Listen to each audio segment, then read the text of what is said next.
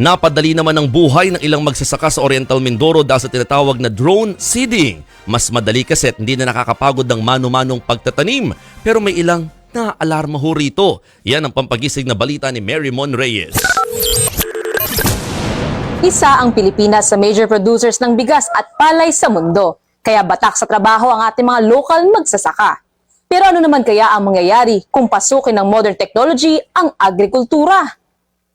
Hindi lang kumukuha ng video ang drone na ito. Ang dala kasi niyan, mga binhi. Ang tawag sa ginagawa nito, drone seeding. Demo ito ng Department of Agriculture ng pagtatanim ng binhi ng palay gamit ang drones noong January. Kwento ng isa sa mga may-ari ng palayan si Santa Brigida Mansalay sa Oriental Mindoro, mabilis daw ang isinagawang demo ng drone seeding. Sa loob lang ng 2 hanggang 3 oras, tapos na agad sila. Sa isang lipad daw ng drone ay 1 hektarya agad ang kaya nitong sabugan ng binhi dahil sa 15 kilograms nitong capacity.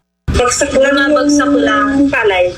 Naglalaglagan lang po. Parang ganyan-ganyan, no? Parang ulan. Mas madali ang drone seeding kaysa sabog ng tao. Ang drone seeding kasi ay ilang minuto lang tapos na yun sa hektarya. At matipid sa bini. 10 minutes, tapos na agad yung isang hektarya. Pag tao ay halos parating araw.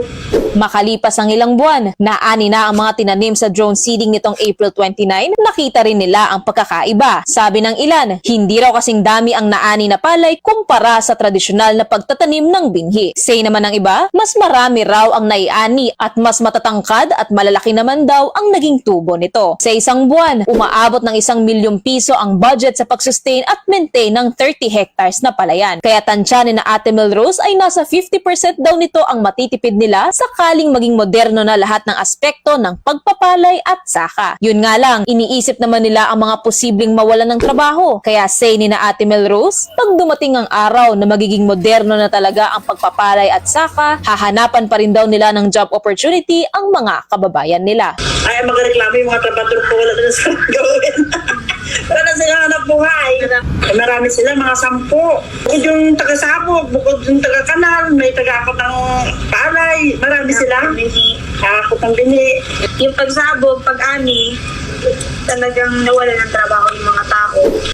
Maganda raw kaagapay ang teknolohiya tulad sa pagsasaka. Pero para sa kapakanan ng pamumuhay at trabaho, kailangan pa rin daw ng balanse para walang maiiwanan. Mobile Journal Mary Mon Reyes po, hatid ang muka ng balita.